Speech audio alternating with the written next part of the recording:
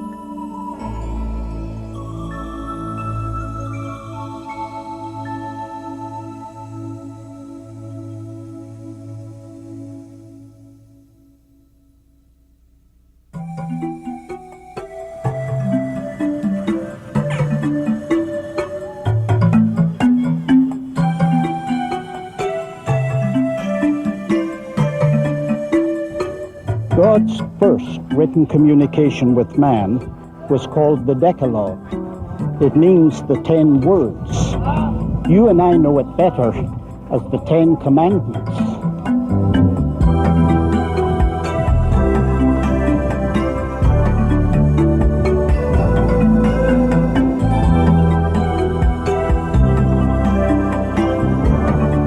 These were first given in an oral form, and then they were written down. Moses was asked to go up the mountain the second time, and God added to them the rights of people, the rights of property, and the rights of piety. This time, when Moses came down the mountain, Moses wrote all the words of the Lord. These became known as the Book of the Covenant. These, in fact, outside of a record of the Battle of Amalek, became the beginning of sacred writings, which today we call the Bible.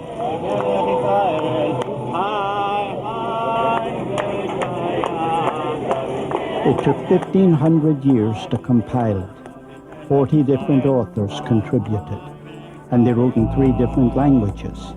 Some of them used poetry, some history, and others biography. Many who wrote were kings or warriors, and others were priests or peasants. Some were devoted patriots and others were outlaws. What they produced has come to us in 2 testaments, comprised of 66 books.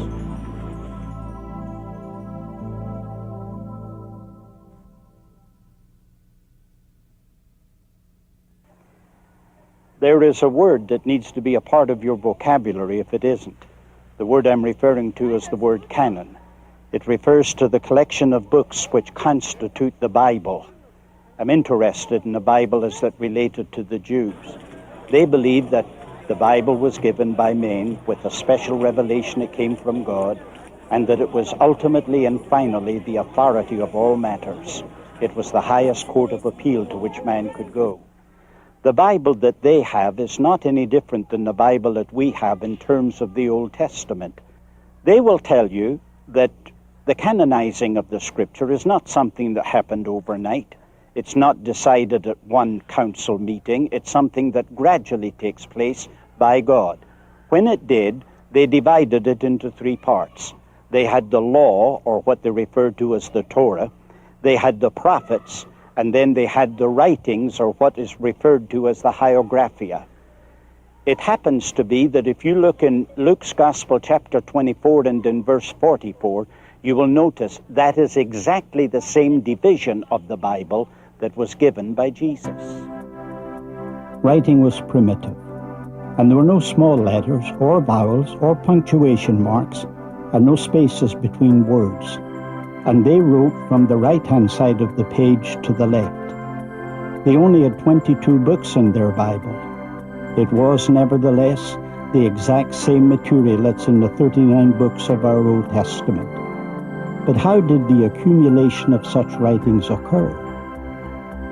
It is stated in Exodus 24:4, "And Moses wrote all the words of the Lord. These were placed by the side of the Ark of the Covenant. Joshua then added to them, and Samuel still later. These, along with other references, show that the records of the Bible gradually grew and were, in the process, safely protected." Not only were the books of Moses written 1,500 years before Christ, but remember, according to tradition, the book of Job was written 400 years before that. In 586 BC, when the Babylonians came in and decided to desolate the land, they burned everything that was burnable in the temple, and then they pulled down all of the rocks or bricks that constituted it. They took the people for 70 years captivity. When they came back from the 70 years captivity, scattered over all the world, they built little synagogues, places where they could worship and educate. And that required a Bible for each one of these synagogues, and that brought a new institution, that of the scribes. They were fastidious. They regulated themselves as follows. They could only use clean animal skins, both to write on and even to bind the manuscripts. They could have no less than 48 and no more than 60 lines on a page.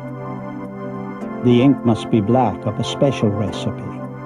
They must verbalize aloud each word while they're writing it. They must wipe the pen and wash their entire bodies before writing the word Jehovah, and every time they write it. There must be a revision within 30 days, and if 3 pages required correction, the entire document must be replaced.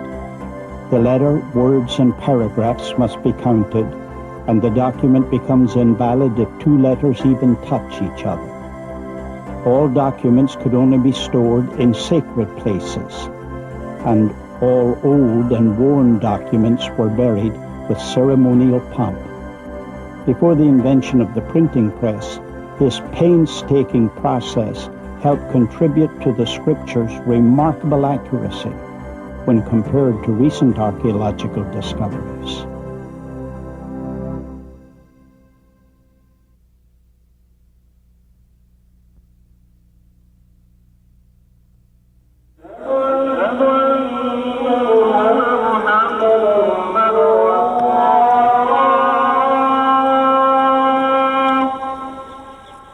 When Alexander the Great conquered the world, it was an age of philosophical reasoning. Men were asking questions. There were stars in the field of questions like Socrates and Plato and Aristotle, but they didn't have answers to their questions. They only had the questions. But they left the mind of man with a vacuum, with a vacancy, something that had to be filled in, and they were waiting for somebody who could come and give them the answer to the questions. By the time that Alexander died in 323 BC, the world had become bilingual, and Greek was the second language everyone used. For this reason, it became important to have a Greek translation of the Bible. At this time, around 285 BC, there were many Jews who were part of the Egyptian subculture.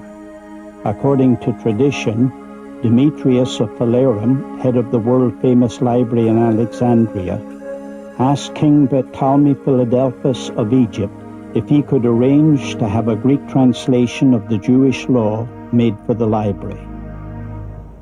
To accomplish that, the king released 100,000 Jewish slaves that he had in his realm, and he sent them, along with a very generous gift and an ambassador, to Eleazar, the high priest of Jerusalem, and he made this request. He wanted him to collect 6 scholars from each of the 12 tribes, constituting 72 men. These 72 men were to go to Alexandria to do the translating work. When they went to Alexandria, they were given a royal welcome at the courts. They were then sent to the island of Pharos, And on that island, specially prepared, there were 72 cubicles, one for each of the men, and in 72 days they translated the entire Torah. They were so encouraged by what they did, each man agreed with the other man's translation. They called the work that they accomplished the Septuagint. That is the Greek word for 70.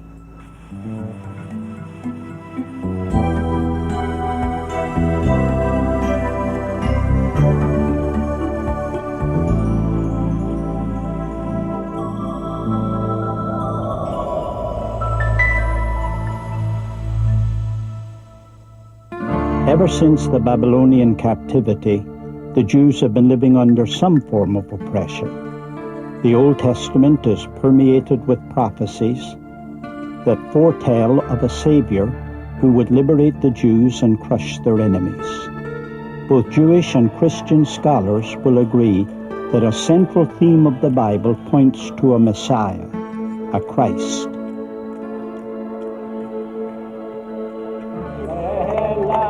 The conclusion, therefore, is that the Old Testament is Christocentric. It comes to us like an old weather-beaten chart that's out of focus. The men, for example, that walk across its pages, like Adam, like Abraham, like Moses, like David. The structures that they built, like a tabernacle, having 2 separate veils and 7 pieces of furniture. The wall of that last tabernacle being behind me at the moment. When the blurred became clear, it focused on the person of a Jewish Messiah. New Testament writers claimed that Jesus Christ was that Messiah. They were willing to admit that he did commit miracles, but because he was a carpenter's son, they weren't willing to admit that it was powered by God. They believed rather that it was energized by Satan. There's no question it's what the apostles believed. They said to him, gave all the prophets witness that through his name whosoever believeth in him. And the biggest problem of all that he had was that he claimed the title of a king, and that made the Roman Empire a little bit nervous. The theme of the New Testament puts a spotlight on this Christ, whom they believed to be Jesus of Nazareth. The Jewish religious leaders strongly denounced their conclusion. In their minds, they saw him as a fraud who could never be the Savior that was foretold by the prophets. To the writers of the New Testament, Jesus was the Christ, the Messiah. They contended that only in retrospect could you see all the scriptures that foretold of this man. And it was the message of this man that would later embody almost the entire text of the New Testament.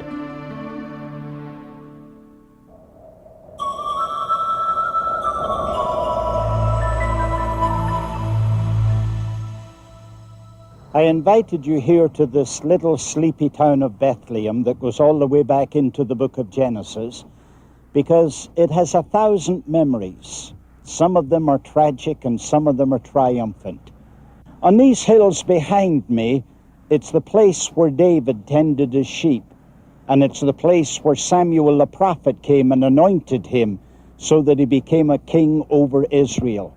But the most stupendous event of human history, according to Christians, happened in this little town. I know when I say the name Jesus Christ that you have heard about him. Maybe you forget. He is an actual person that lived in history. The people that lived contemporary with him identify him. And there's no question they speak about the enormous influence that he had and the purported miracles that he performed. He made some fantastic claims about himself. He claimed to be the Son of God. He said that he was sent by the Father to lead humanity into salvation. He also claimed that he was the way, the truth, and the light, and that no man could come unto God except it was through him.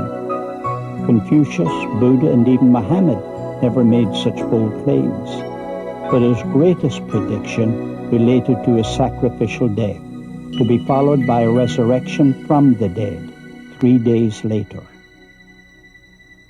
To the Jewish religious leaders of his day, his claims were preposterous, in fact blasphemous.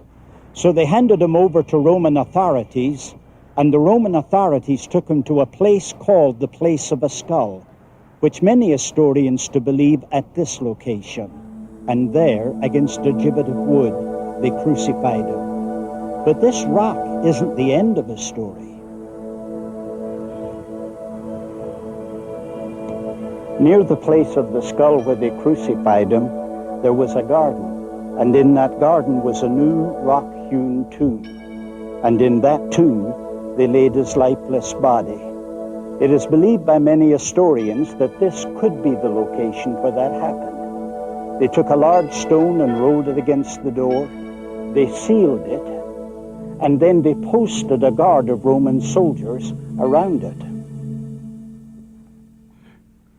It was early the next Sunday morning that the women came to embalm the body. When they got here, they found out that the body had already been embalmed. The embalmment was still in its place, but the body was missing. Now, the disciples said that it's because he was resurrected from the dead.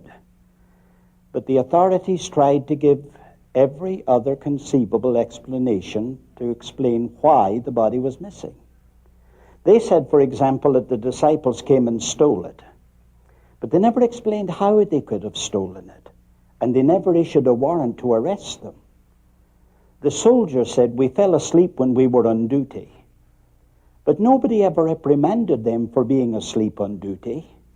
And what court in the land would accept as a creditable witness the people who were asleep when the crime was committed? To the authorities, his death was the closing of an unpleasant chapter in the calendar of an upstart religious sect.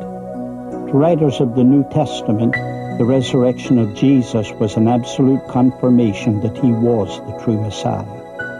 The Apostle Paul wrote that if Christ be not raised from the dead, our faith is futile. Whether it was fact or fiction, it literally transformed the disciples from men who were afraid, hiding behind locked doors, to leaders who were willing to be persecuted and even die for their faith in this man.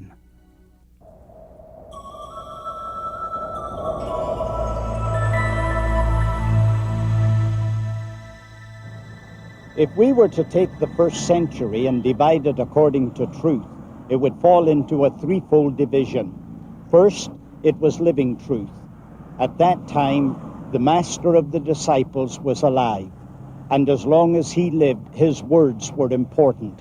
It is stated according to Dr. Luke, who wrote his gospel, that he was mighty in word and in deed, meaning that his words were oracles and his deeds were miracles. When you come into the second period, from 30 to 50, it's a period of oral tradition.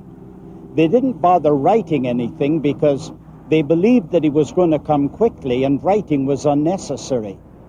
But when you go into the third division, from 50 to 90, that's the period of written communication. It was at that time that certain conditions came about that required the writing of letters, and it was those letters which became the basis of our New Testament. Christianity was growing at such an explosive rate that the apostles couldn't keep up with its rapid expansion. The writing of letters became an indispensable tool to communicate to the fledgling church. In some cases, they wrote to reprove, in other cases to encourage. These same letters would become part of the Bible. Peter wrote to the Hebrew Christians who were scattered throughout Asia Minor because of severe persecution, and for which they needed the strongest encouragement. Though he faded from the picture by Acts chapter 12, he was faithful to the end of his days. John, being the youngest of the apostles, outlived them all. He wrote 3 letters or epistles which inspired holy living, and a gospel which highlighted some of the things that were omitted by the other 3 writers. His most outstanding work was written while he was in exile on the Isle of Patmos. He lifted the veil and allowed us to look into the future in his book that became known as the Revelation. But the most notable and prolific writer of the New Testament was the most zealous persecutor of the church in his early days, Saul of Tarsus.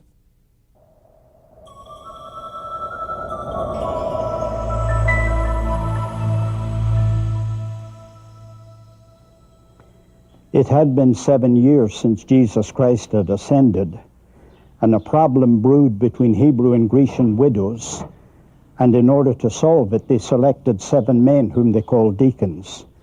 All of the 7 had Greek names. 2 of them came into the limelight. One was Philip, one was Stephen. Stephen was the first one to get the focus of attention. He had gone before the Sanhedrin, accused them of murdering the Messiah, and based on a verse in Isaiah, contended that God did not dwell in one single place. What he said enraged both Sadducees and Pharisees. The reason the Sadducees didn't like what Stephen said is because they didn't believe in angels or a life after death, and they only accepted the inspiration of the Pentateuch. The reason the Pharisees didn't like it, who believed in the inspiration of Isaiah, they didn't like his interpretation. So they took Stephen and they brought him to this location at what's known as Stephen's Gate, and they stoned him. He was the first martyr, and since his day, arenas' floors have been soaked red with human blood.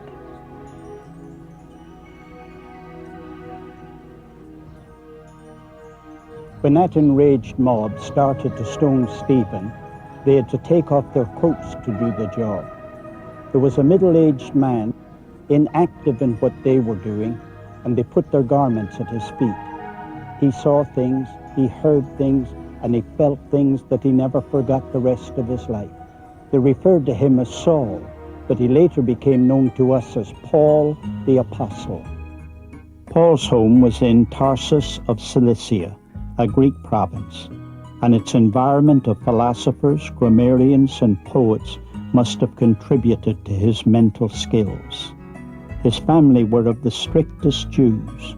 Both he and his father were Pharisees. He was fluent in the Hebrew language.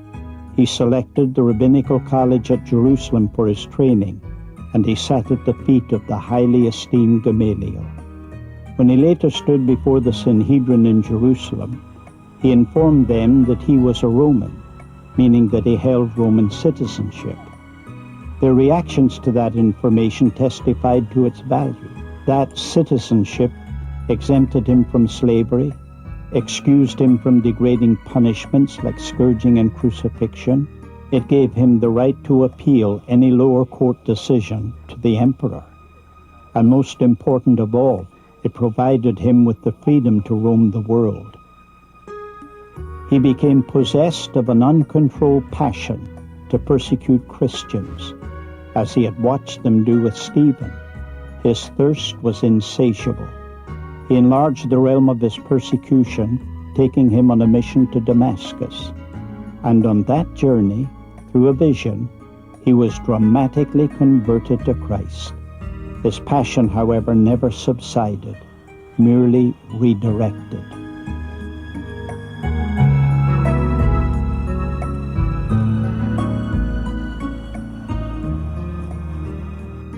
When the city of Damascus heard about his conversion and his presence in the city, they determined they were going to take his life. They posted a guard at every single gate. But from the wall, through a window, in a basket, his friends let him down and he escaped. He went to Arabia for 3 years. He went to visit the apostles in the city of Jerusalem. Then the church at Antioch called him for service, and then later they ordained him to the Christian ministry.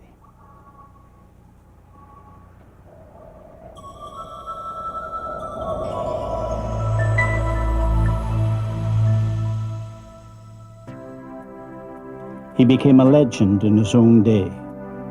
He started pioneering Gentile churches on 2 separate continents, in 3, if not 4, separate missionary journeys. His work was tireless for 30 years. He traveled over 12,000 miles on land and sea in a day without the convenience of modern transportation. Most of the miles were covered on foot. When he stopped, he became the center of riots, and at one of these they stoned him and left him believing he was dead. Because of the tremendous scope of Paul's pioneering ministry, it necessitated the follow-up of letters to many of the churches he founded.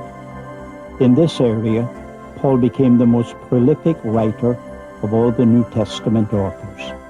He was the writer of over half the New Testament epistles, and many of these letters were written while he was in chains. His final letter was written during his imprisonment, waiting the decision of Caesar. I've taken a little intermission to bring you here to the city of Rome, particularly to the Mamertine prison where Paul was kept. It's about 20 feet below the ground, and about 50 yards away is the Roman Senate. Beyond that, the Roman Forum, and beyond that, the Palace of the Caesars, and then the dreaded Colosseum. The chariots went about across the roof where he was, on cobblestones, and all the business of an imperial Roman power was transacted right above him. Let's go down to the place where he was kept a prisoner.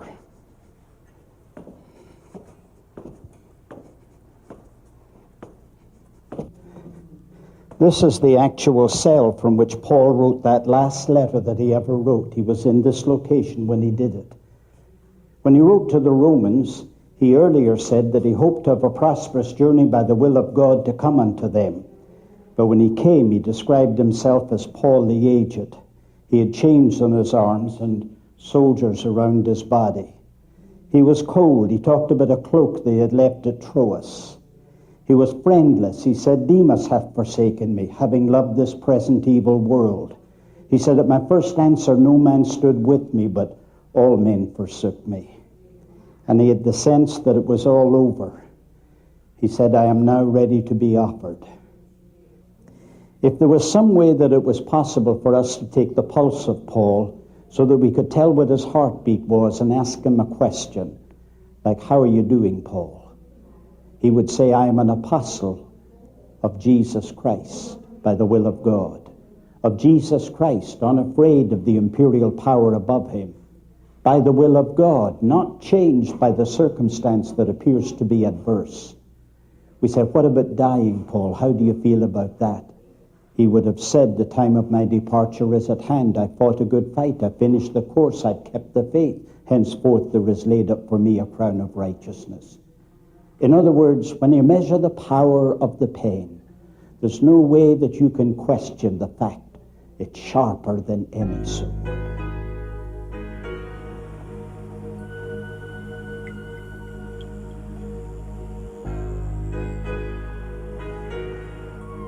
The Apostle Paul was but one of a long list of writers of the New Testament who were martyred.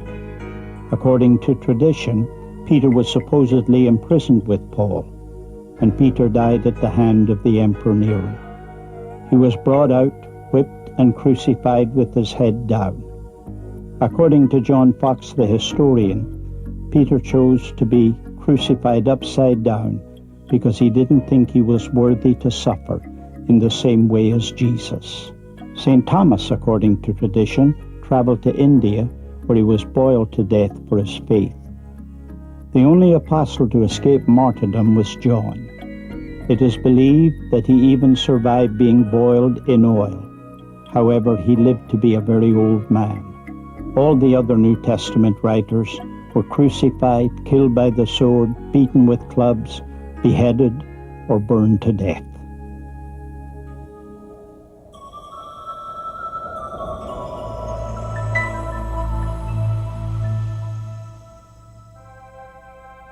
The earliest fragment of the New Testament dates back between 120 and 150 AD. It is known as the Rylands manuscript and is kept at the University of Manchester in England. Believing that John's Gospel was written as one of the last books of our New Testament, the original document was written at the earliest but 25 years previously. There are no first edition copies of the Bible available. That should not alarm us after we learn about the fastidious concern over old documents and the meticulous supervision in preserving them. The Bible was given to us in fragments, and paleographers have had to piece together several separate documents in order to get one complete copy. The latest discoveries of these manuscripts have testified to the meticulous process of copying the scriptures, and if anything, dispelled the perception that the Bible is not an accurate translation from the original authors. The most recent of these discoveries was made in 1947 in the finding of the Dead Sea Scrolls, the most important segment of that referred to as the Qumran. There were 11 caves here where they collectively found these documents, and in doing so it's believed that they were at least part of the library of a sect of the Essenes that had a little community built not far from where we are at the moment. There's a great deal of value that came to us from these discoveries. In the first place, we were able collectively to reproduce the entire Old Testament with the exception of the book of Esther. In the second place, we built a bridge that brought us closer to the original documents by 1,000 years over anything that we had previously. And in the third place, and probably most significantly, we discovered that we really didn't have to make any changes in what we had originally translated into the Word of God.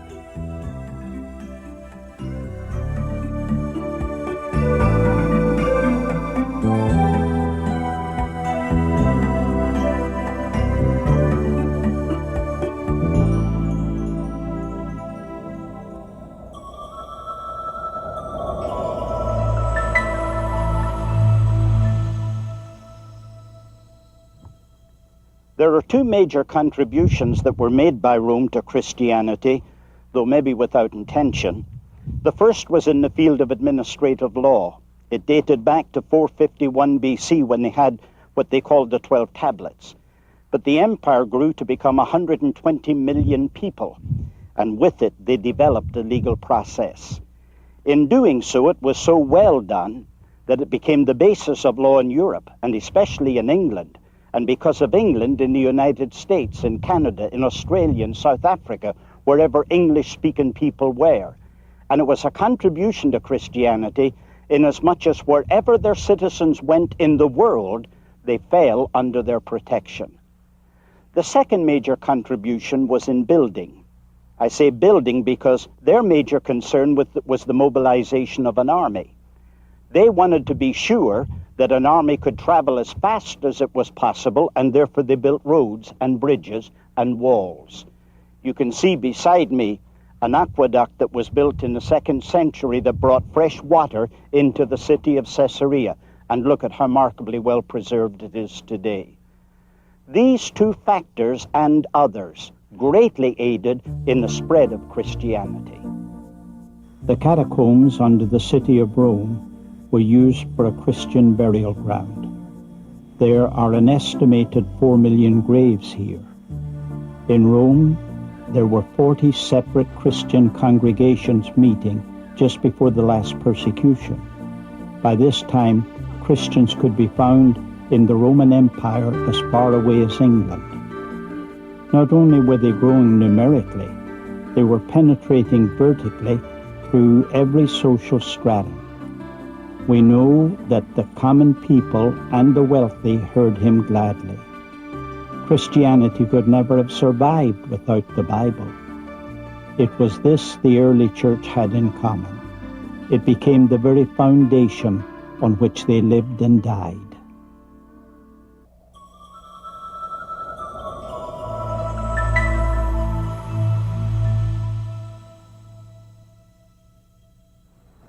I'm sure that every parent remembers watching a baby crawl for the first time.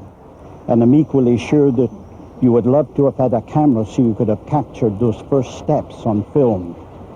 You remember the wobbly legs, the uncertain steps, and it told you that that little baby had muscles in its body that must be developed. It's in much the same way that the Christian church entered into the pages of history. It was controversy that caused it, but it taught that early church that there were muscles in its body, and those muscles were going to have to be developed. These controversies and heresies all attempted to, willfully or otherwise, destroy the unity of the church, the purity of their doctrine, and the authority of their Bible. In fact, these attacks served three beneficial purposes. First, they proved that heresies can be healthy in their effect on the body. Germs give rise to antibodies.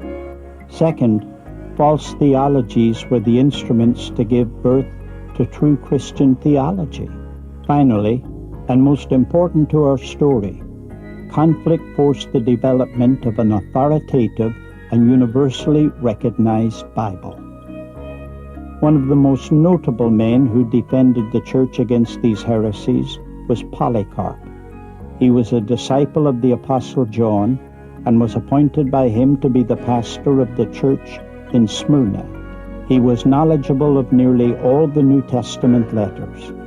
After several from his church faced the lions courageously, the persecutors cried for their pastor, Polycarp.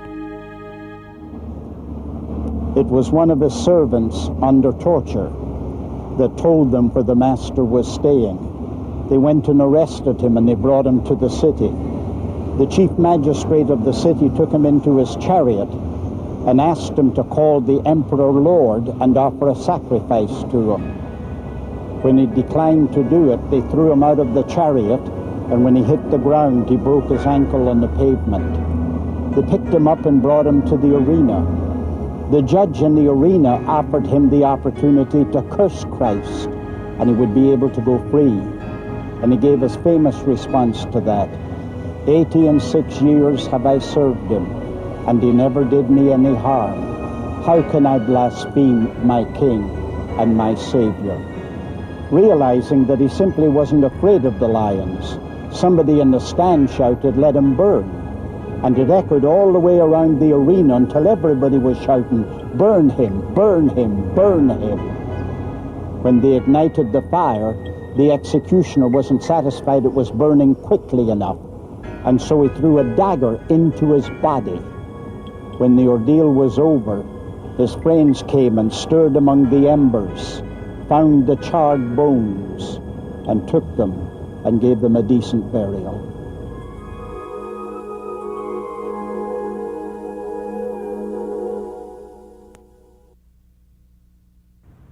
Behind me you see the ruins of the old Roman Colosseum.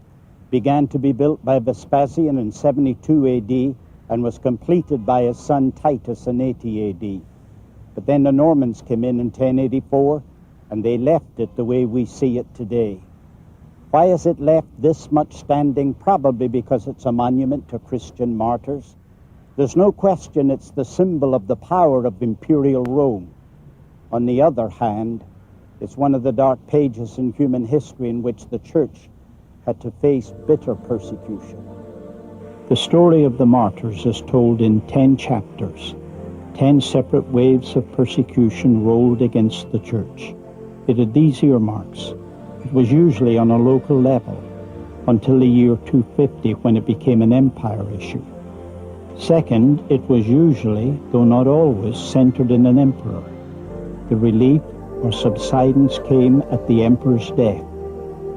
Though a Jewish persecution had preceded it, the Roman hostility began in 64, occasioned by Nero. The Roman historian Tacitus reported Rome being set on fire. Nero declared it the work of Christians and put great numbers of them to death after frightful tortures. Other historians tell of the troublesome coat the Christians were made to wear. It was made of coarse cloth, covered with pitch, wax, and sulfur. Being dressed in this coat, they were hung by their chins with sharp stakes fixed in the ground and set on fire. Nero had them burned at midnight for torches to the city. Stories are told of houses filled with Christians and then burned to the ground. Companies of 50 tied with ropes then hurried into the seas. Swords, red-hot chairs, wheels for stretching human bodies, and talons of iron to tear them. All the attempt of Rome to stamp out the influence of these Christians. There are 4 basic reasons why the citizens of the Roman Empire persecuted the Christians. One was political. These Christians met at night time in clandestine places and were suspicious of being another political party. Second was religious. They refused to burn incense on an altar to Caesar, acknowledging that Caesar was God. Third is social. They had a philosophy of human life that was different. They believed that all men were equal. It was the philosophy of Rome that Nero was at one end of the continuum and slaves were on the opposite end of the continuum. And finally, financial reasons, because people made a living making, for example, in Ephesus, little black idols unto Diana, and the gospel put them out of business. The 10th and final wave came in March 303. It was an edict issued by the Emperor Diocletian. It called for an end to all meetings, the destruction of all church buildings, the disposition of all officers, the imprisonment of those who persisted in disobedience, and the submission of all sacred writings to be confiscated and burned. Eusebius, the historian, confirmed that a later edict ordered the Christians to sacrifice to the pagan gods or be put to death. He also reported that prisons became so crowded that there was no room to accommodate the criminals. The persecution slackened when Diocletian abdicated and retired in 305. Galerius issued an edict from his deathbed in 311, giving toleration to Christianity. When we ask the question, what value came out of this 241 years of persecution, we admit it's a difficult question to answer. But have you recognized that under every wave of persecution, the number of believers grew? Do you realize that they focused on the definition of what a church was? They even questioned the right of those who compromised under persecution, whether or not they had a right to continue in fellowship with believers. And then there's the question about the authority of the Bible. When you stop and think about it, it wasn't as yet canonized, but there were certain letters that held supreme authority, and they redirected the priorities of people. Now, there is an interest in this indestructible book.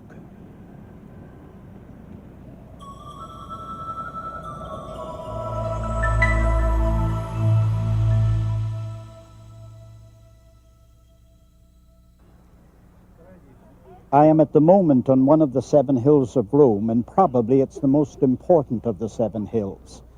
That because this was the center of their religious life, and here's where the Caesars built their palaces. But the whole structure was changed by Michelangelo when the Renaissance occurred. And here you can see, thanks to him, a statue to Constantine. In spite of the fact that Constantine put an end to the persecutions directed toward the church, his priorities were misdirected. He considered affluence the sign of divine approval. He brought bishops who had been reduced to relative poverty, scarred and dazed by recent persecutions, and he brought them into palaces that blazed with light and breathed of perfume. He built churches, staffed them with a body of clergymen and bishops, when there was no known profession of Christianity in that region. He bestowed large sums of wealth in it for the support of the poor, assuming that that would produce conversions. However, when I've said all of these negatives about Constantine, there's one thing positive that I must mention.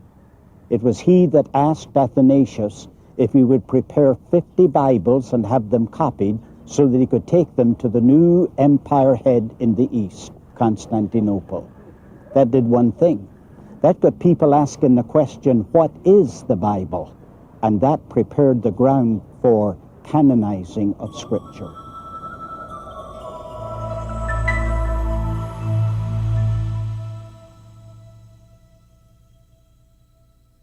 Inasmuch as the early church was expecting that their Savior would return quickly, and inasmuch as he had commissioned them to go out and to preach the gospel to every creature, they really never became interested in writing. They didn't have the time for writing. Then there came a time when I understand writing began, but only to try and capture the sense of the message. They weren't concerned about what words were used or what tenses or syntax. They simply wanted to convey enough information so that converts could be won over to Christianity. But then came that dreaded time in 303 under the Diocletian persecution.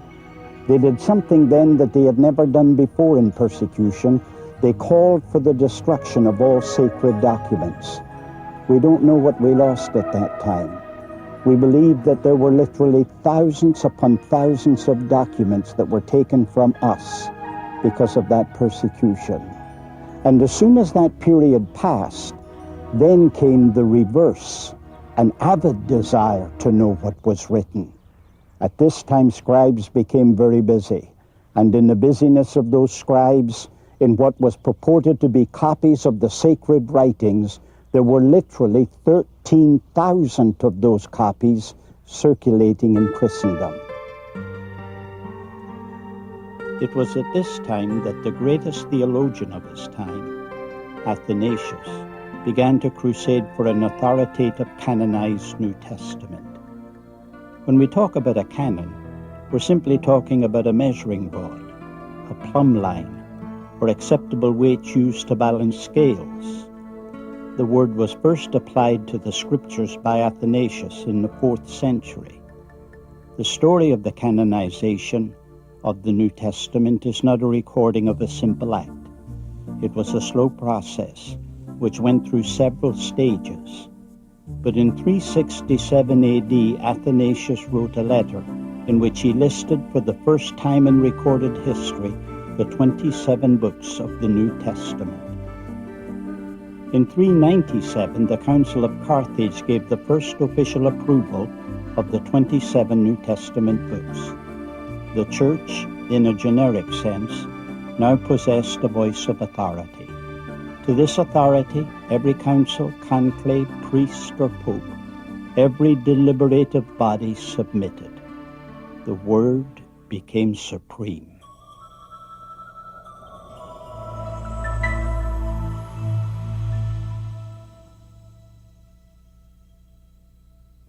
I'm standing in a stone grotto in the city of Bethlehem that's only about 20 by 20, where a man spent 16 years of his life, and he did the greatest thing that he could have done for mankind. His name was Jerome. He was born in Dalmatia in 347 to Christian parents. His father took care of his early education, then sent him to the city of Rome to study rhetoric and philosophy from a great teacher named Donatus. While he was there, he submitted to Christian baptism. That had a profound effect upon his life. He left there in 390, and at that time he was translating a commentary on the book of Psalms. He and 3 friends decided they would travel to the east. They got as far as the town of Antioch when he took seriously sick. A high fever got a hold of his body, and one night in the delirium, he dreamed a dream that Christ came to him and told him he was not a Christian.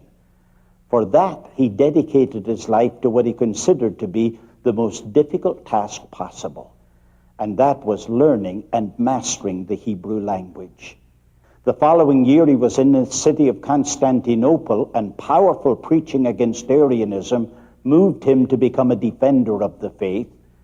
But then 2 years later, he went to the city of Rome to try and mediate in a council that was being held. In the process, he met Damascus, who was the bishop of Rome. He was later to become the Pope, and a strong bond came between these two men, and close friendship developed. So close that Damascus asked Jerome, would he be kind enough to translate directly from the Hebrew Old Testament into the Latin language for the first time. Latin became more important in the affairs of the empire. In North Africa, it was being used exclusively for communicating religious information, and so it became an imperative to have an accurate translation from the original languages into Latin. And there was no one more qualified to do this than Jerome.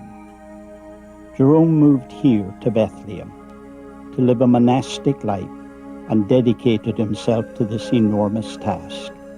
In the year 405, his mission was complete, but he spent the rest of his life in Bethlehem, dedicating himself to writing defenses for the Orthodox faith. He finally died in 420.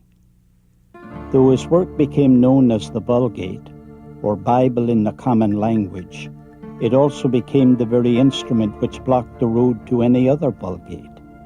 It was so highly esteemed that succeeding generations decided to forbid any other translation. Instead, Latin would become the official language of the Church. All other languages were thereby deprived of any translation in their mother tongue, and the good became the enemy of the best. This, in fact, deprived the public of a Bible and sent the world plunging into the darkness of the Middle Ages.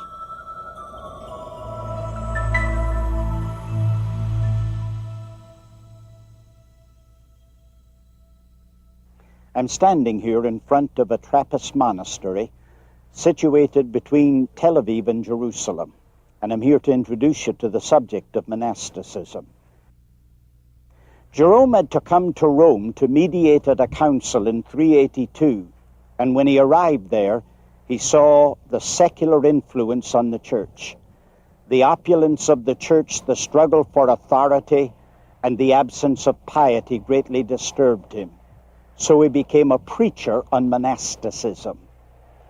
When he left Rome and went to Bethlehem to finish the translating work of the Bible, some of his converts followed him. One was a very wealthy widow by the name of Paula. She and her son went to Bethlehem, and they founded 4 monasteries there, 3 of them for nuns and 1 of them for a monk. According to Philip Schaff, the great church historian, he said that Jerome is the father of Roman monasticism. And there's no question that after Jerome's day, it flourished all the way from Asia Minor to Britain.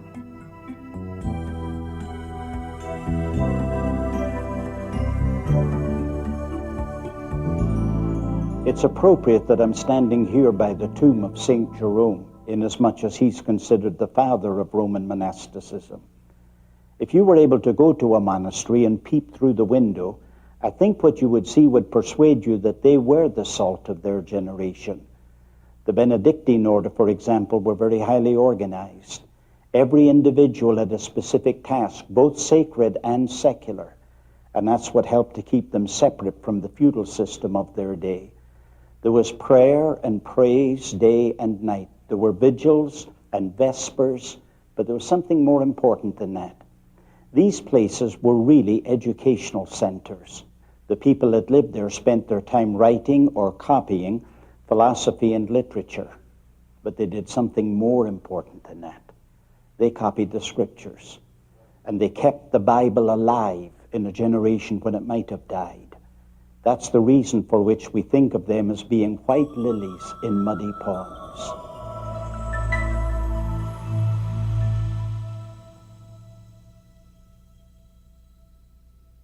It is axiomatic that the first steps in the downfall are the saddest steps of all. And when did those steps take place for the downfall of the Roman Empire? Some will say that it was when they divided the empire between East and West. But perhaps it's more accurately the 20-year war they had against the Goths that ended in 555. And only 13 years later, another Germanic tribe by the name of Lombards came, and they invaded this city. And what the Goths hadn't ruined, they certainly did ruin. But then a man came to the papacy by the name of Gregory. They called him Gregory the Great, and he deserved the title. He was a magnificent man. Because the Lombard army had been unpaid, he then decided that he would take the monies that belonged to the church and pay off that army.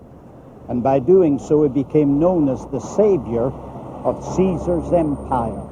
And it was that brought universality and unity to the church.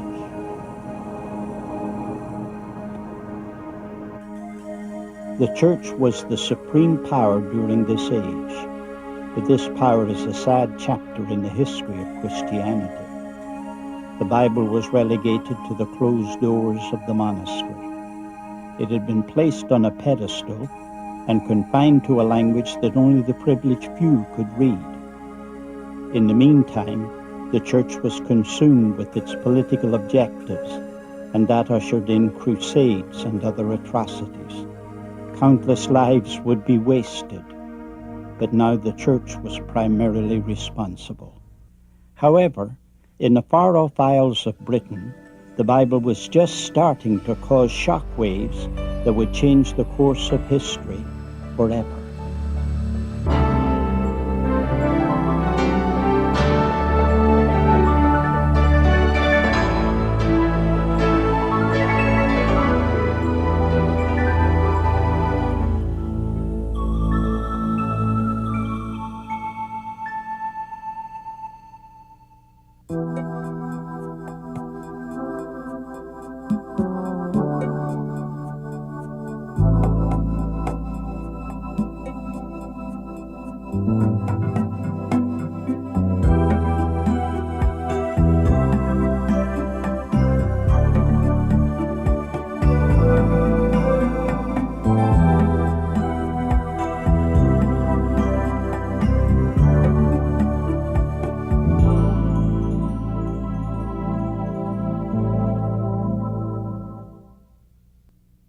This book is the most remarkable piece of literature this world has ever seen. The Bible has outsold every other publication, been translated into more languages than any other. Some people were so committed to the concept of this being God's book that they were even willing to die for that proposition. At the hands of Nero, they were fed to the lions, or they were burned at the stake by Bloody Mary, Queen of England. Others used this same book as a justification for crusades that killed hundreds of thousands of innocent people. This is the story of how the Bible survived from the time of Moses until it reached the shores of America on the Mayflower.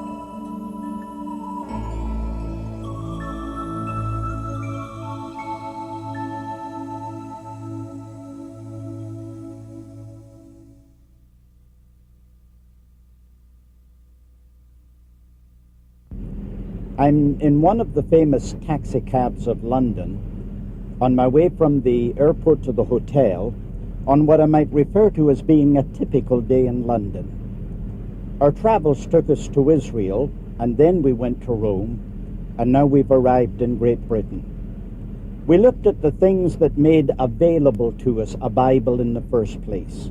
Then we looked at some of the people who had to suffer persecution because of their adherence to it. And now I want to introduce you to the man who gave us the first Bible that we ever had in English.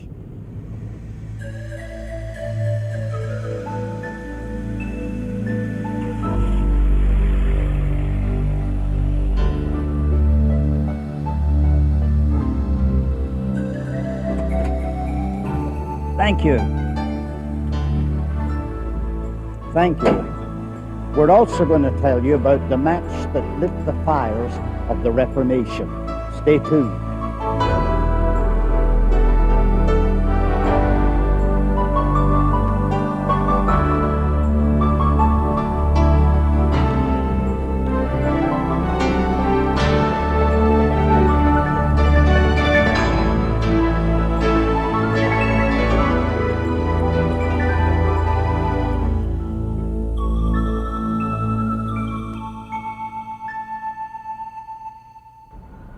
In telling the story of the spread of Christianity, I have to pause for a moment by way of intermission and tell you about how it reached the fringes of the empire.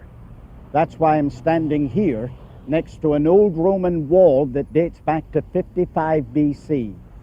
When they came to Britain, of course, they came by armies. Those armies eventually brought over Christianity. I find a place here in England that's been excavated where a Roman general lived, and he had a symbolism of Christianity on the walls of his house. There is a Hinton head of Christ that dates back to the 4th century that's in the British Museum.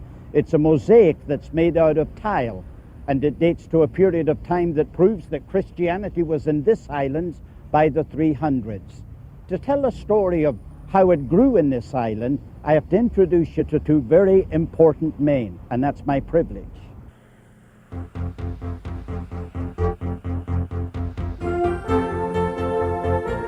Though much of our knowledge is conjecture, St. Patrick appears to have been born in Scotland in the year 389. His father was reputed to be wealthy, a deacon, and undoubtedly Patrick was disciplined as a Christian. When he was 16 years of age, a band of marauders plundered his neighborhood, and he was taken captive to Ireland. He spent the next 6 years there, serving as the chieftain's shepherd. His religious visions kept him alive. Patrick was able to escape, and he found a group of sea traders that were taking Irish wolf dogs over to the continent. He arranged with them to let him join them, and 3 days later they landed in France. He stayed in their company for the next 2 months, and then eventually settled somewhere in the Mediterranean area. But the call from home was so strong he came back to his native land.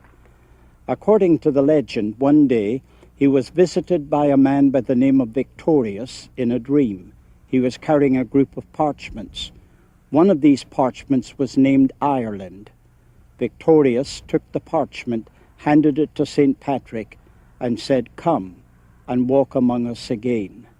And on the basis of that, St. Patrick committed himself to come back to the land that had been his prison and try and reach these people for Christ.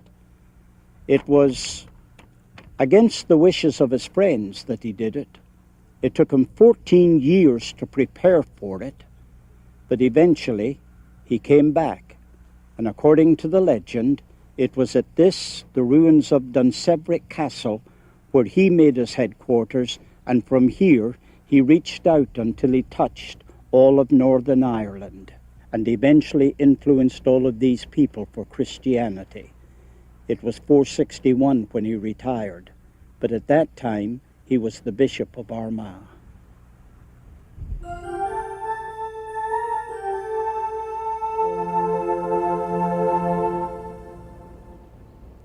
According to legend, this grey stone behind me is the final resting place of St. Patrick. But before I close the chapter of his life, I'd like to add 2 addendums to what I've already said. Number 1 is, it was this man that brought Christianity to Ireland. Historians greatly disagree on a number of facts about his life, but none of them disagree on this fact.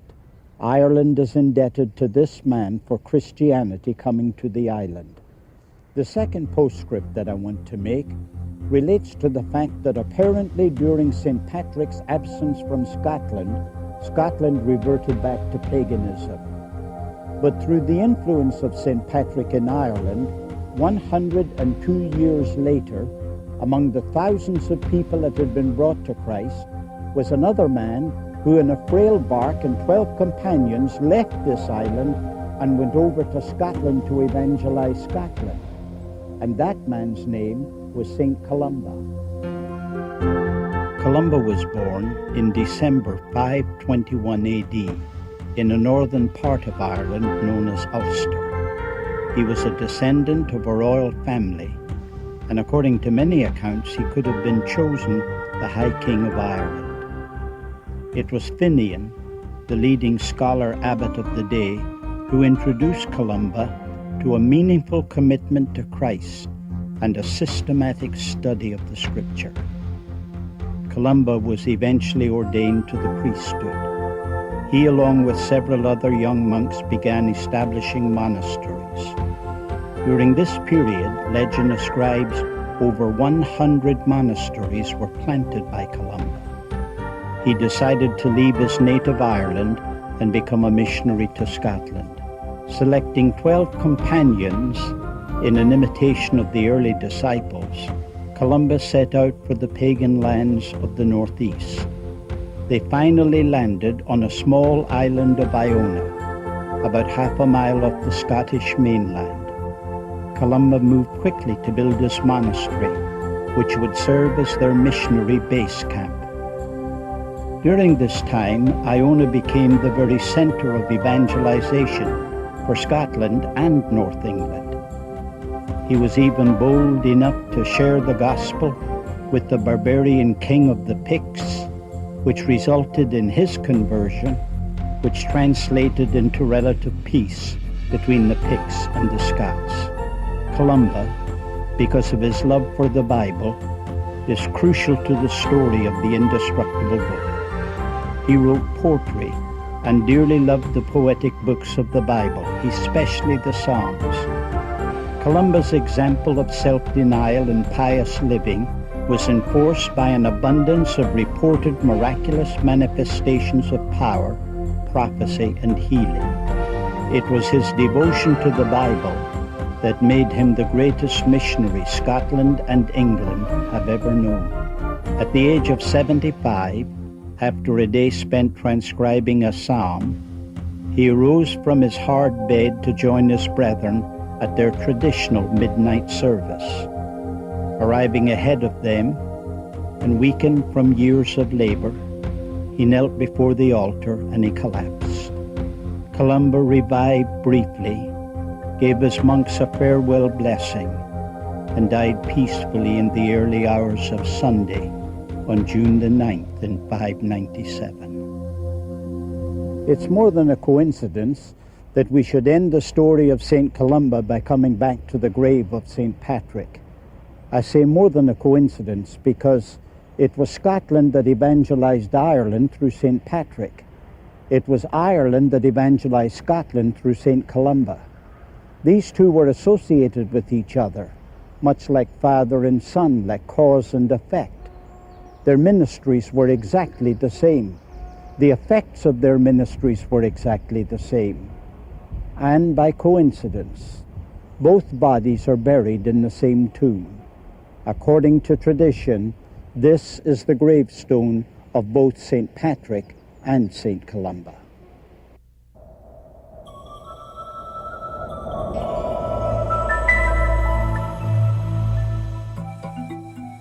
We pause at this point in our story to pay our respects to a handful of men in this Old English or Anglo-Saxon period.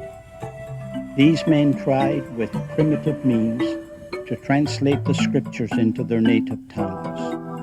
One of them was just a stableman. The area is the coastal town of Whitby in Northumbria, North England. This specific location is an abbey, the only remains of a monastery that goes back to the year 664. It was then that a great convention was held here, and they debated whether they would maintain the British date for Easter or whether they would change to the Roman date. It's very possible at that convention a man by the name of Caedmon was present, because it was 16 years later in 680 that he died. Caedmon was a stable boy. He looked after the horses and the cattle, and at the end of a busy day, all of the different people of the monastery would meet together at the great hall. They would get around a great fire and have a feast, and then they would entertain each other with a harp, and they would sing to one another. Every time it was Caedmon's turn to sing, he would quietly excuse himself. Something was important in the stables, and he had to go and take care of the horses and the cattle. On this occasion, when he went back to the stables, he was met, according to the story, by a heavenly visitor. The angel said to Caedmon, "Sing for me." He said, "I can't sing, and that's why I left the feast." The visitor insisted, "Sing for me, Caedmon." He said, "What should I sing?"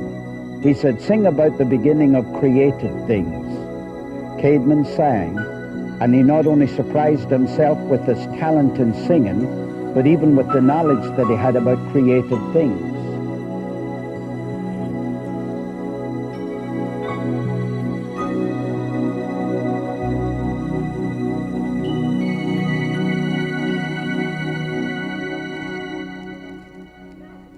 The next day, the heavenly visitor had left, but the gift remained.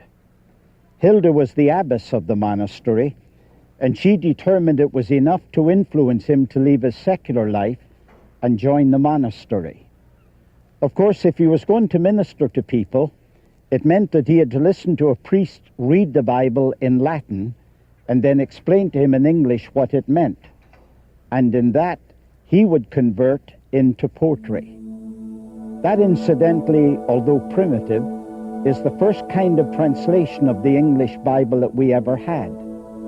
And he would minister his gift, spellbinding people in the process, and through it, communicating the Word of God.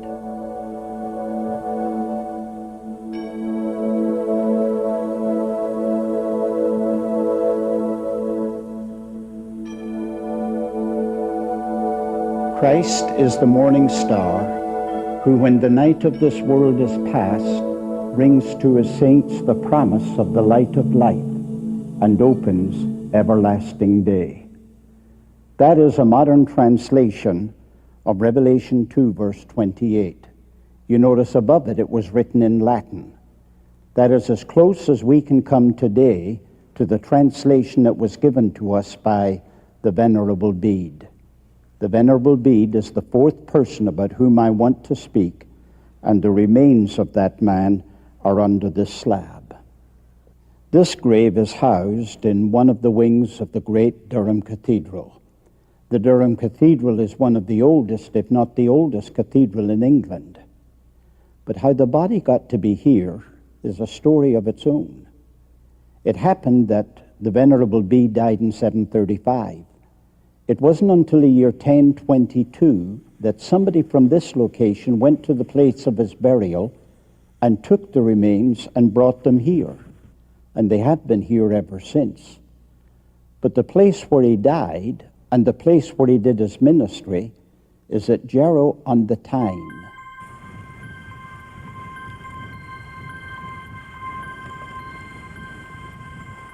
The Venerable Bede was a monk, a scholar, a mathematician, a historian, and a theologian. It was he that wrote the Ecclesiastical History of England, and for that he gained the title of the Father of English History. But his last and his greatest work was in translating John's Gospel. He was very frail and weak at the time, and he would translate and then dictate for a scribe what to write. On one occasion, the scribe came in and informed his master that they were at the last chapter, but he was afraid that the master was too frail to be able to finish it. "No," said Bede, "write quickly." It happened that they came down at the end of that day to the last verse, and when he just finished translating the last verse, he leaned back onto his pillow, and he died, somewhere close to where I'm standing at this moment, because he used to worship in this very hall.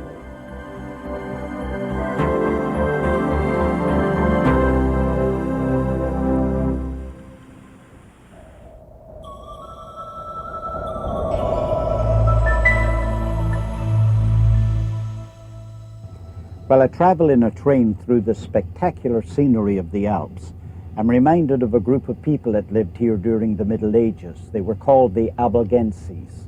They got their name from a town from which they came, which was Albi. They did have what some would consider strange viewpoints. They believed that when Satan sinned, God gave him a body and cast him out of heaven, and that he made all things that are material. Therefore, matter is intrinsically evil. And the only way that you could liberate the spirit from its prison of flesh is to keep ascetically all the restrictions that they required in various different areas of life. They believed that unless you took a certain sacrament just before you died, then you were going to have to be reincarnated again. Now, you may not agree with that, but a friend of mine once said something I've never forgotten. He said, "The price of freedom is the defense of idiots." I'm not saying they're idiots. I am saying that in freedom we have to put up with people that do not agree with us, but they did not believe that in the Middle Ages. In the Middle Ages, they severely persecuted whoever disagreed with them. The Albigenses paid a high price for their strange beliefs. They were persecuted and killed. In France in the year 1210, in just one day, 200 were burned to death. Another group that were mercilessly persecuted and killed were the Waldensians. The chief tenet of their faith was that the Bible was the supreme authority. Their heartbeat was evangelism. They believed that the leader should abandon secular living, live by begging, and preach the word. In 1147, the Pope had sent missionaries to convert these heathen, who, when they failed, were to apply fire and sword. One of the tortures was to force them to hold onto a red-hot bar of iron. Pope Innocent III's campaign captured the camp of Minerva, where they found 180 persons who preferred being burned alive to adopting the Roman Church creed. In 1215, 450 of them, persistent in their obstinacy, continued to resist, of whom 400 were burned and the rest were hanged.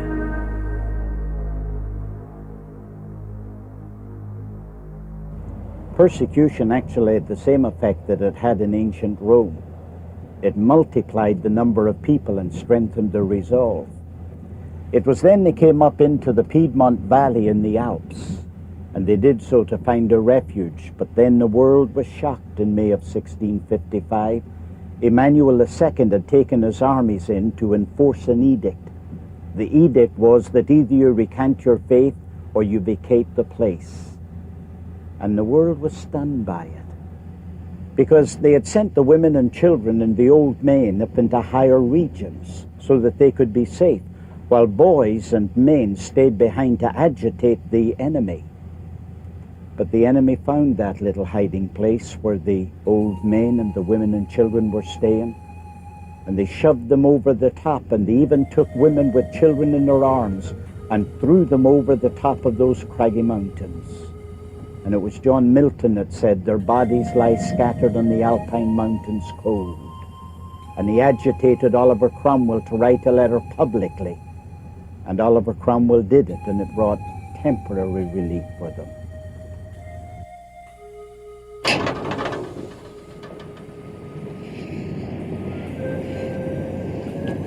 Chapter 2 ends with the darkness of the Middle Ages, waiting for the morning star of an inevitable reformation.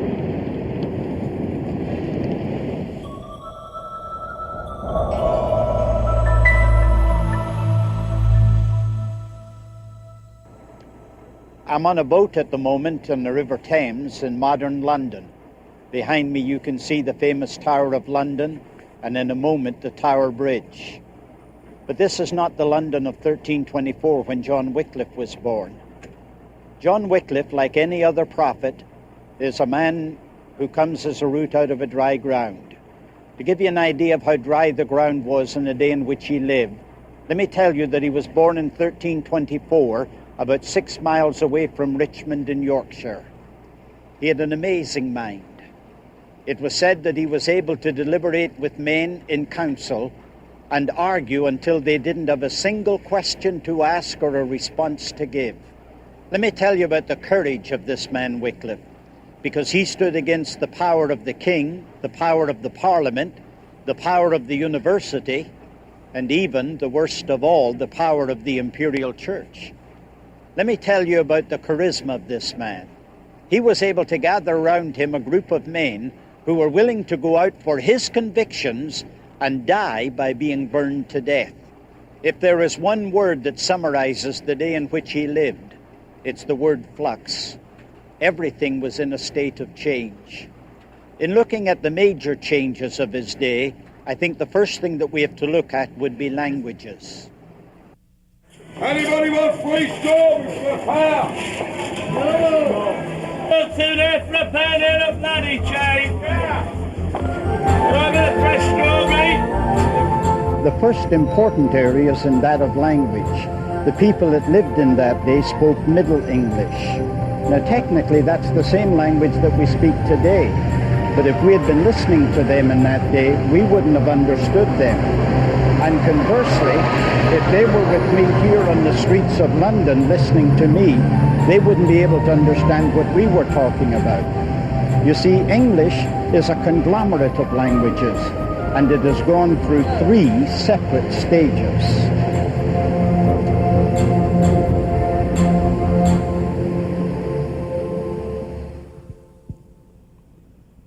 Old English goes back to the 7th century.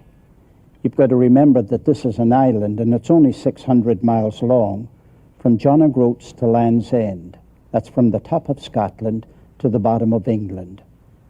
And there's no place on the island where you can be over 100 miles away from an ocean. When there was no central government, invaders came on more than one occasion. Many of them stayed. The Jutes, for example, settled in the west. The Saxons settled in the east. And the Angles settled in the center, all the way from the Scottish border down to the River Thames. The language spoken by the Angles was that of Marcian, and it was a form of that language that was spoken here in London in that day.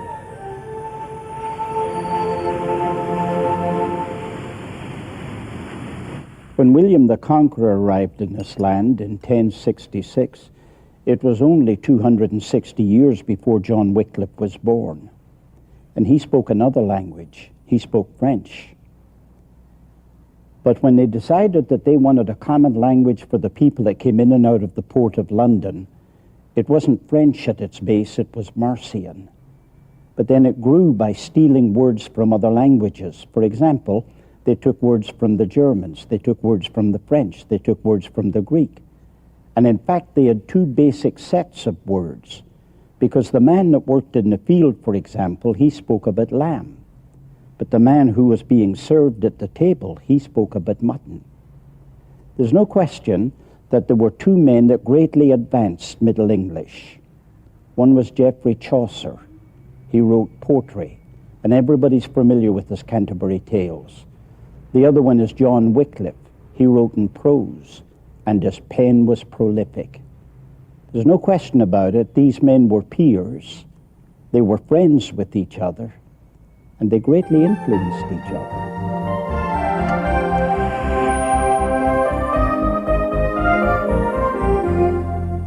The second area that was in a state of flux was in the field of politics.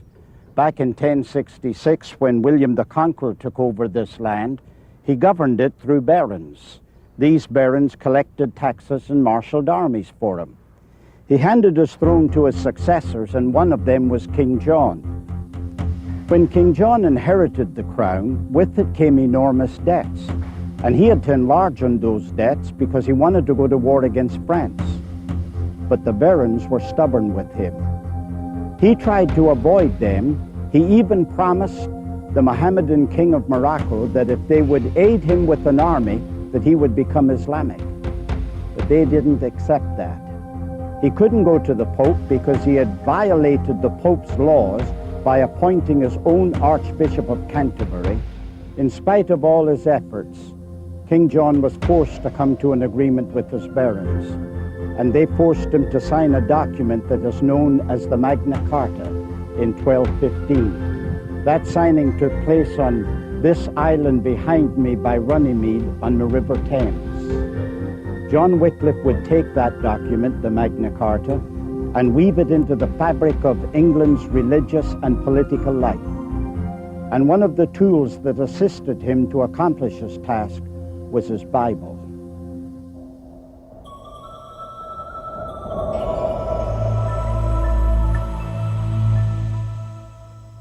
It is not very difficult for us to outline the 60 years that John Wycliffe lived, between 1324 to 1384.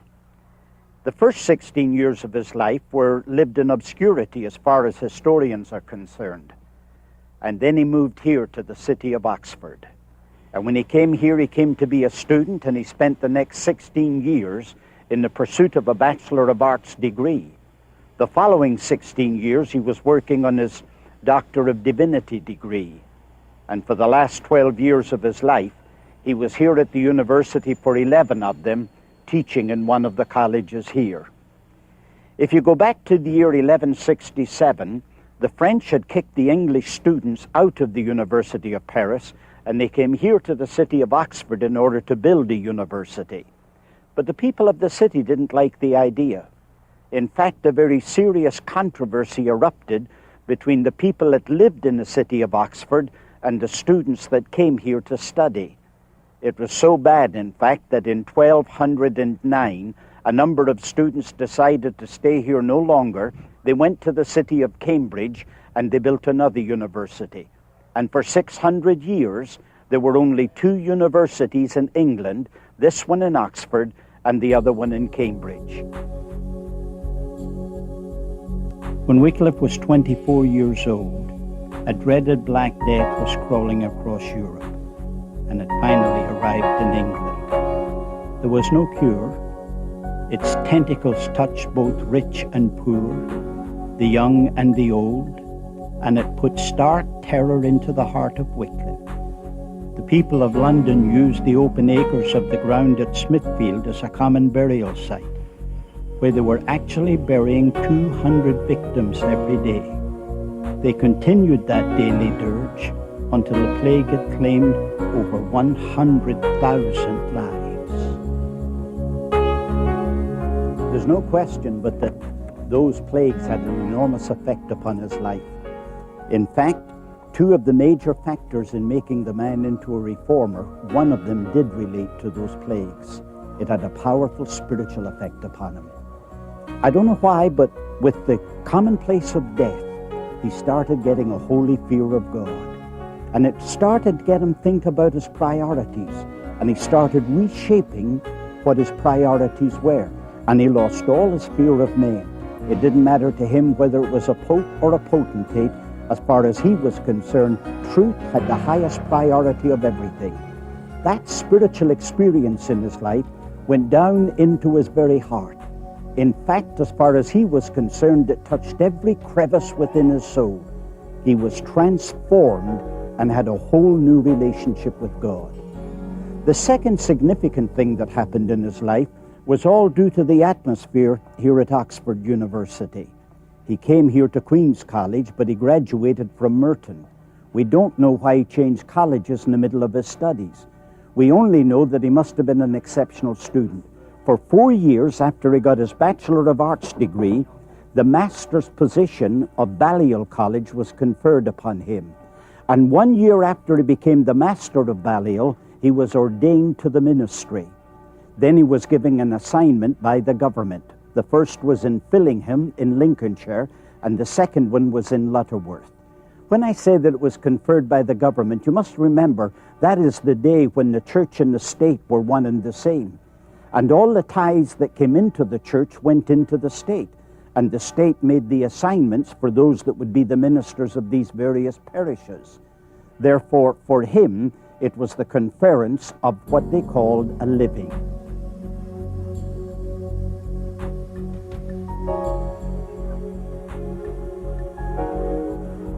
There is no question but that his stay here in Oxford had an enormous effect upon his life as a reformer. You see, the way they did things in those days, the academic atmosphere was different. It wasn't a question of whether or not you could copy your notes in classroom and then reproduce them on an exam. What they did in those days was determine your gift by how you were able to defend them in public. And so debate was common, and he became a master at debate. Things then started becoming less gray and sharper black or sharper white. As far as he was concerned, right was right and wrong was wrong, and right the day must win. To doubt would be disloyalty, to falter would be sin. His great conversion experience gave him his priorities. His experience in debate gave him his definitions, and the both of them combined together gave him his convictions. There is no question about it, but that in these halls of learning, the reformer was born.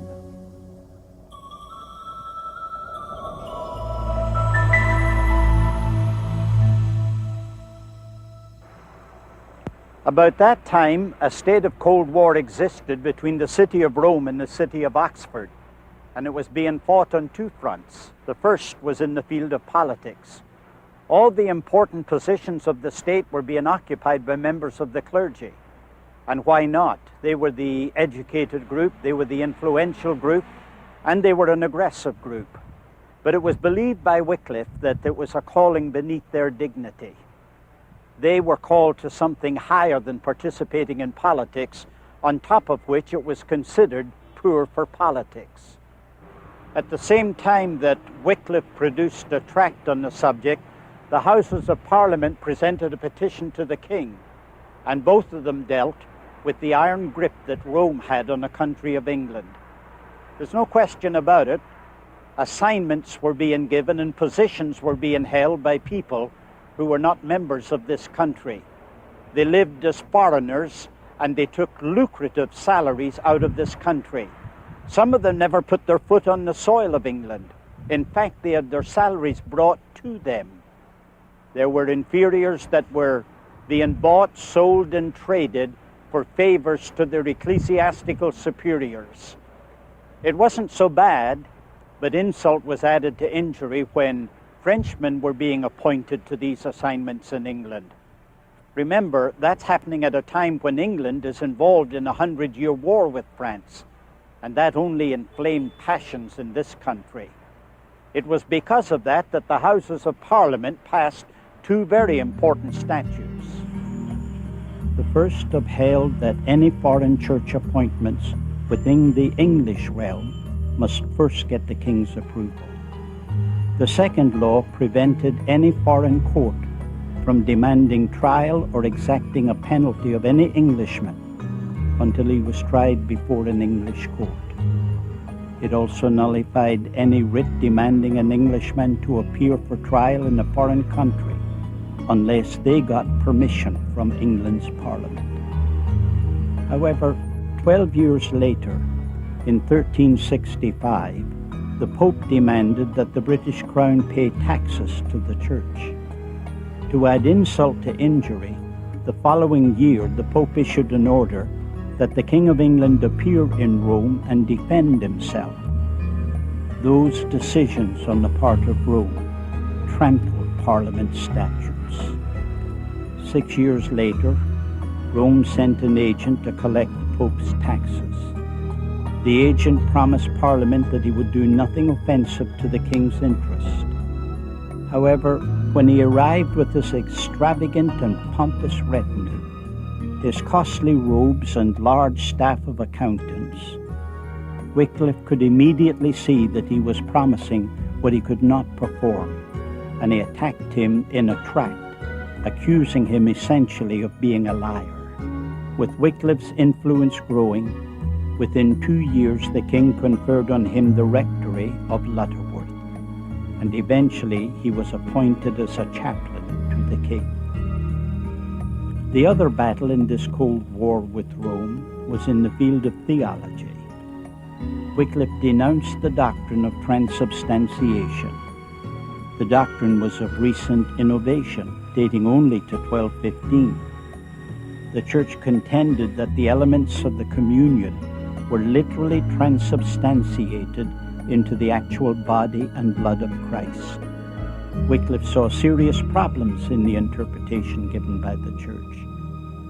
His examination of the issues led noble men, 125 years later, to die by being burned to death for their objections to this doctrine. However, with all of this, the fact that Wycliffe received his doctorate in 1372 suggests that he was not considered heretical by the Church at that time.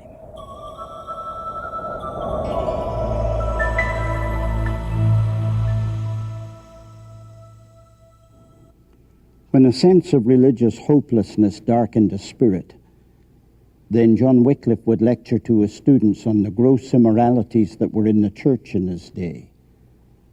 And then he would pick up his pen and write. There's no question that his pen greatly influenced the students of Balliol College. I'm here at the moment in the dining room of the college, and it's a hall of memories. There are pictures studying all around the wall of some of the famous students of the past, among them, for example, a prime minister.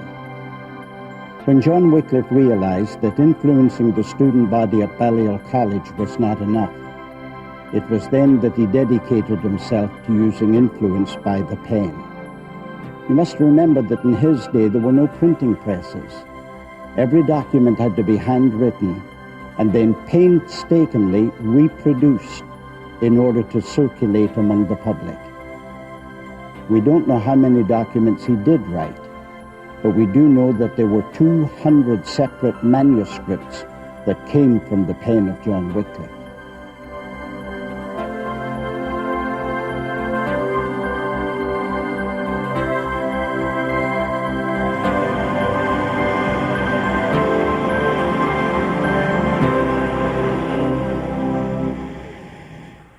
The next important turn of events in the writings of Wycliffe came in 1366, when he decided with the Parliament against the tribute that was being demanded by Pope Urban V. He considered that the requests of the Pope were unconstitutional because they violated the parliamentary statute and at the same time they were unwarranted. They created a church-state severance that required Wycliffe to stand on one side or the other. Either would he defend the church or he would defend the state. On this occasion, he believed that the church was being unfair with the state. His position brought him a great deal of favor, not simply with royalty, but also with the members of the Parliament, for which, in fact, he became the chaplain to the king on November the 6th in 1375. His pen became the weapon he so skillfully used. In his writings, he became both aggressive and strong. He declared such daring convictions as, quote, "England belongs to no pope. The pope is but a man subject to sin. But Christ is the Lord of lords, and this kingdom is held directly and solely for Christ alone." He considered the dichotomy between Rome and London irreconcilable. The point of his prolific pen was just like a sword. It was equally as cutting. It was like the tip was dipped in acid. But its greatest product was yet to come. He was going to provide a Bible in the language of common Englishmen. But before he would ever accomplish that, he had to face the fury of an offended church.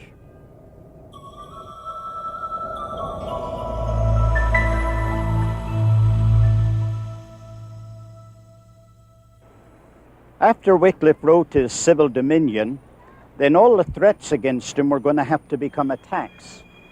And because they knew his mouth had to be silenced, they did not know how to silence his mouth without convincing the public that he was guilty of heresy.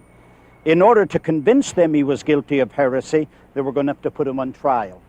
And it was the first of these trials that was held here at St. Paul's Cathedral. 5 papal bulls were issued and were presented to Edward III, who at that time was very sick. A papal bull is a commandment that is given by the Pope. A group of mendicant monks were then given the writings of Wycliffe, and they were to go through them and try and find if there was any heresy. And they came to the conclusion that there were 19 counts of heresy. Therefore, the Pope ordered that he be placed in prison, and that he is kept there for a 3-month period of time. And then he was to appear before the Pope in Rome. However, Wycliffe took sick, and Edward III died, and the bulls became without effect in England. So another commandment was given by the Pope and was given to every member of the royal family and to the Chancellor of the Oxford University. The date was set. It was February the 19th, 1377, and it was in this building behind me where that trial was to occur. A fanatical crowd that were blindly obedient to the church came and filled the area in front of the church. When Wycliffe arrived, it was with a small processional. He was preceded by 2 of the most powerful men in England, Lord Percy, the Marshal of England, and John of Gaunt, the Duke of Lancaster. They bravely threaded their way through the hostile crowds, thronging the entrances of the church. Once they stepped across the threshold, there was a solid wall of people. They swayed, their hands raised in anger, and their voices hooted the Wycliffe entourage. Some angry words passed between Lord Piercy and Courtney, the chairman of the proceedings. Piercy noticed Wycliffe stood during this exchange, turned to him and said, "Sit down and rest yourself."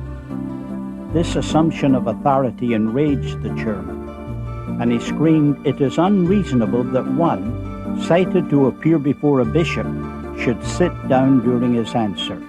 He must and shall stand." A riot broke out, which disrupted the proceedings, and Wycliffe and his escort providentially escaped from the threatening danger. The following year, everything changed for Wycliffe. That year saw the election of a rival pope and the beginning of the 40-year Great Schism, with two or more popes confronting one another throughout the period. That dramatically weakened the power of the papacy, which left Wycliffe to his own devices, and he began to develop more radical ideas, which at any other time in the Middle Ages would have spelled his doom. In 1381, he published his fateful De Eucharista, and followed it with his 12 propositions. These writings directly attacked the doctrine of transubstantiation. Wycliffe considered the teaching to be unscriptural and foolish to the senses. The effect of these writings caused Wycliffe to lose all his influential friends in the palace, the parliament, and at the university. Now he was alone. After another failed attempt by Wycliffe's persecutors, Wycliffe prepared for his final battle. The last trial that he had to face was in 1383. It happened here in the city of Oxford. They had convinced the king, as well as members of the parliament and even the people at the university, that he ought to be placed on trial on the subject of the Lord's Supper. It was a panel of his peers that were going to judge him, and he stood before them as one that was known as the evangelical doctor. They wanted to know if the charges against him were true, and if they were, why did he hold to such beliefs? He gave a discourse before them. They listened in silence to every word that he had to say. When he had finished making his oration, not one of them asked him a question for clarification. There was total and complete silence.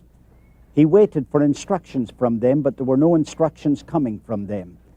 He lifted up the material that he'd been using for his discussion. He put them back into their bag and still waited for them to give him some instruction. Without it, he simply turned his back on them, and it was the last time that they ever heard his voice in the city of Oxford. This had been his home for 43 years, and when he walked out of that trial, he never returned to Oxford again.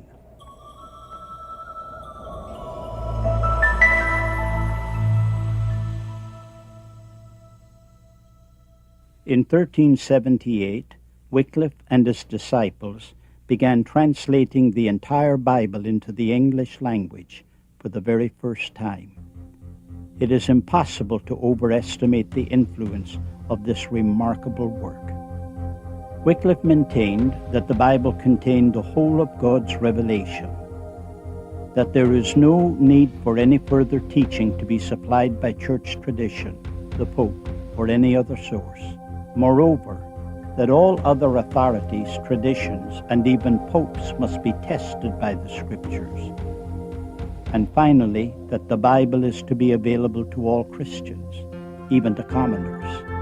It must therefore obviously follow that the Bible be translated into the vernacular of the people. It was not a translation of the original languages, for two reasons. The manuscripts which later became available were not yet discovered, and the languages in which the original documents were written were as yet unknown in England. But Wycliffe was a good Latin scholar, and the source of his translation of Scripture was Jerome's Latin Vulgate of 405 AD. How long it took Wycliffe and his disciples to translate the New Testament, we do not know. We only know that it occurred while he was yet still teaching in Oxford, because it was completed in 1380.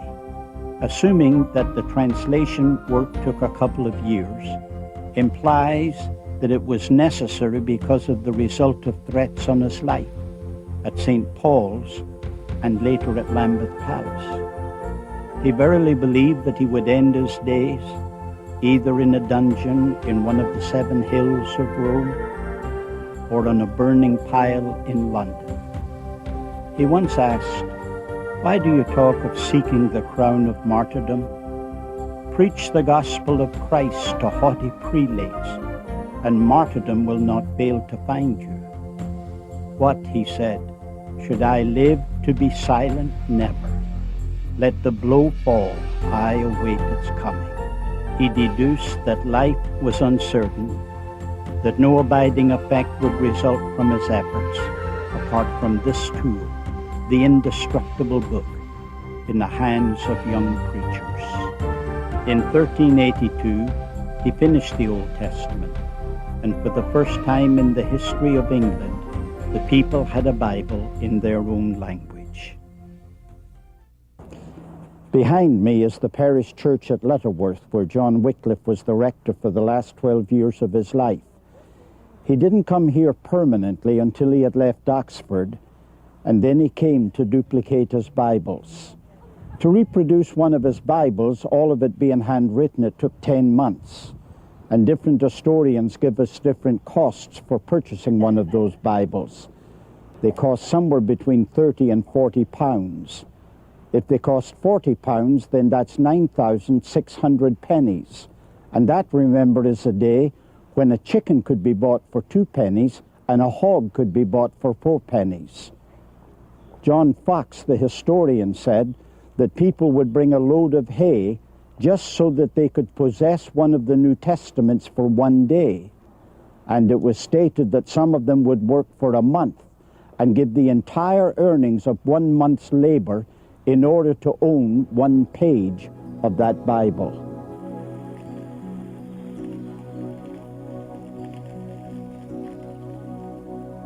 I'm standing at the desk from which John Wycliffe preached for the last few years of his life. I realize that it's a modern desk by comparison, but I understand that there are fragments of it that date back to his day. Strange when you think about it, in the confines of this little podium, his voice rang out so clearly that it rippled from the top to the bottom of this nation. And when his last days came, it wasn't at this desk where it actually happened. It was in this alcove just to my left.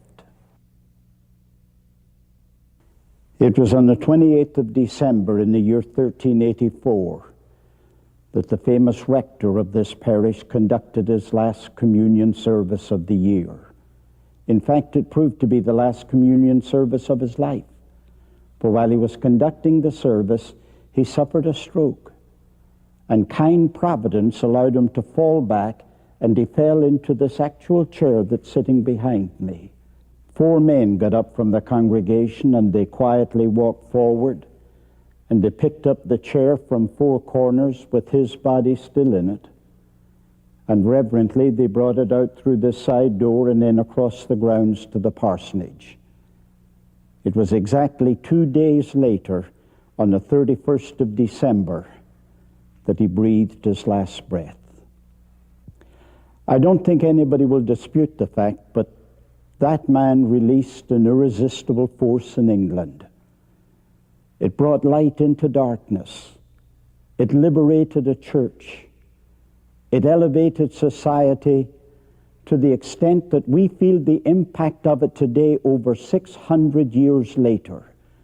And in God's kind providence, we will for generations yet to come. Wycliffe could never have imagined the far-reaching impact that his influence would have after his death.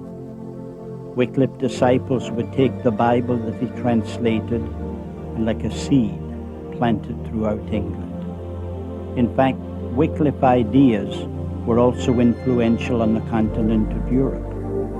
Some of his pupils from Oxford took copies of his work to Bohemia, which is modern-day Czechoslovakia.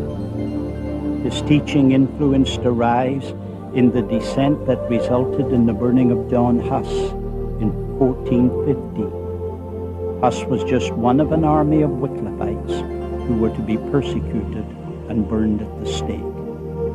In 1428, his teachings had become so infectious that the church condemned his writings. They dug up his bones and burned them and threw them into the little river Swift that is just beside his church at Lutterworth. They were hoping once and for all to stamp out the influence of this heretic. A later commentator to this event said, and I quote, "They burnt his bones to ashes and cast them into the Swift, a neighboring brook running hard by. Thus the brook conveyed the ashes into the Avon into the Severn into the narrow seas, and they into the main ocean." And so the ashes of Wycliffe are a powerful symbol of his teaching and his Bible, which are now spread throughout the world.